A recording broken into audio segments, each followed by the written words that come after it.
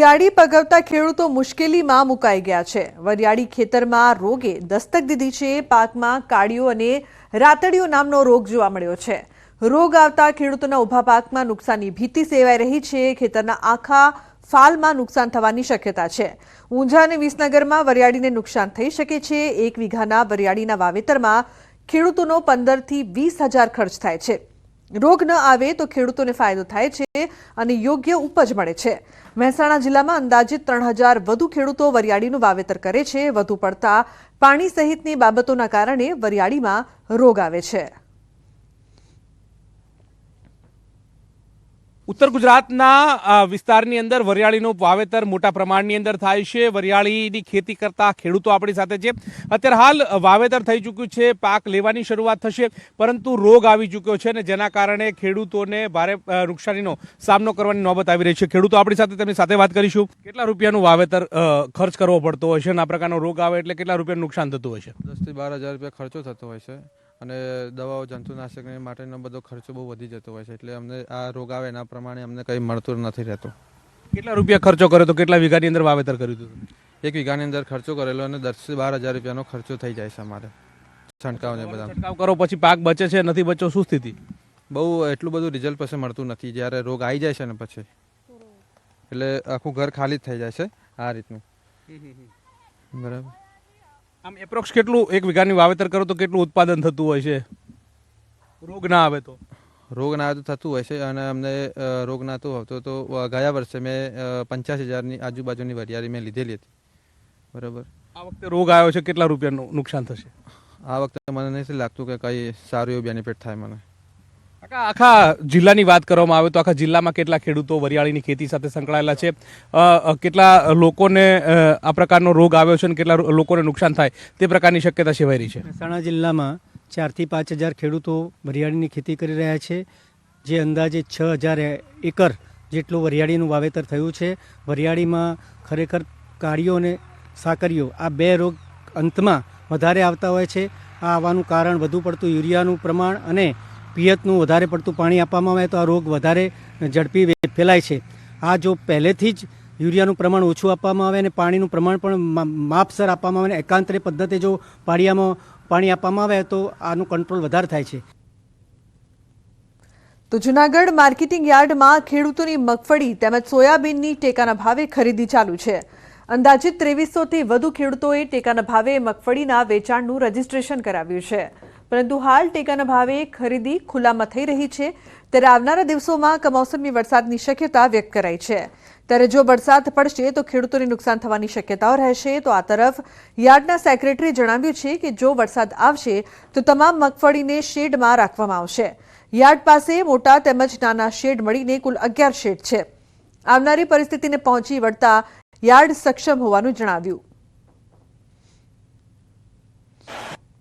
હાલમાં જોઈએ તો માર્કેટિંગ યાર્ડ જૂનાગઢમાં સોયાબીનની ખરીદી સોયાબીનમાં જ ચાલી રહી છે, શેડ નંબર 10માં ચાલી રહી છે, જ્યારે મગફળીની ખરીદી ગિરનારી ગ્રાઉન્ડ ખાતે ચાલુ રહી છે।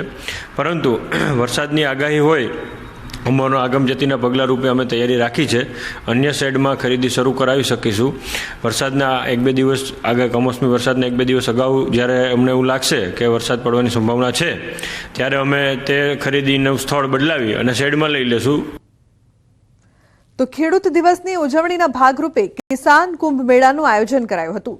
રાજ્યના ખેડૂતો વધુમાં વધુ પ્રાકૃતિક ખેતી તરફ વળે તેમજ ઓછા ખર્ચે વધુ ઉત્પાદન અને ઉપજ મેળવે તેવા હેતુ સાથે આયોજન કરાયું હતું। આ કાર્યક્રમમાં કૃષિ મંત્રી રાઘવજી પટેલ પણ હાજર રહ્યા હતા। તેમણે ખેડૂતોને યોગ્ય માર્ગદર્શન આપ્યું હતું। ડ્રોન ટેકનોલોજી, પ્રાકૃતિક ખેતી વિશે માહિતગાર કરાયા તેમજ કેટલાક ખેડૂતોએ આધુનિક ટેકનોલોજી અપનાવી ખેતી સરળ અને મૂલ્યવર્ધક કઈ રીતે બને તે માટે પોતાના અનુભવો વર્ણવ્યા હતા। ખેતીમાં નવી પદ્ધતિ અપનાવનાર ખેડૂત મહિલા તેમજ ભાઈઓને ટ્રોફી આપીને સન્માનિત કરવામાં આવ્યા હતા।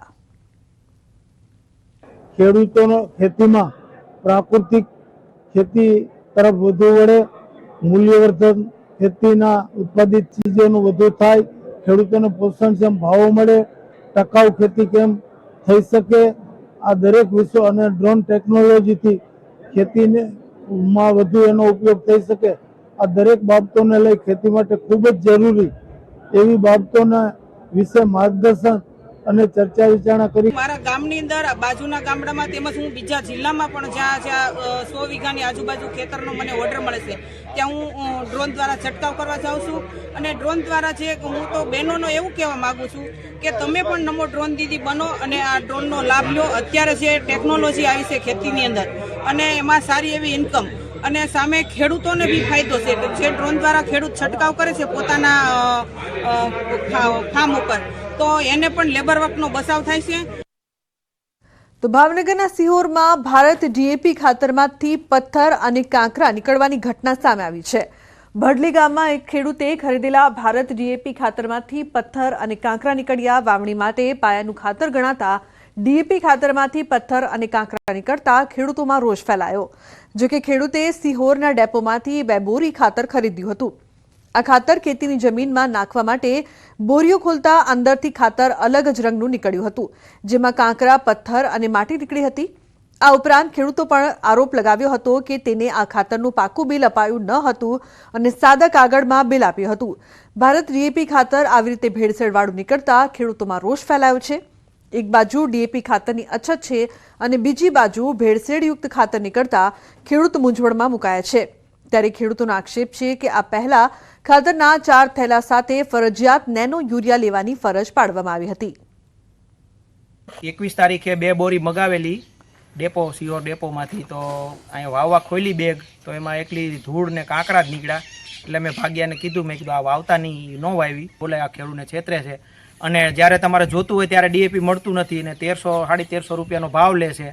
અને એની પહેલાં અગાઉ જ્યારે તમે એવો નિયમ હતો કે 4 બોરી લેતો તમને એની હારે નેનો યુરિયા બોટલ કે 250 રૂપિયાની 2 હારે લેવી જ પડે, નહીંતર તમને ડીએપી નહીં મળે એવું કહેવામાં આવતું હતું. ને આ વખતે હારે બોટલ ન આપી તો એકલી ધૂળ જ પકડાવી દીધી. રેતી જ છે, એમાં ખાતર છે જ નહીં.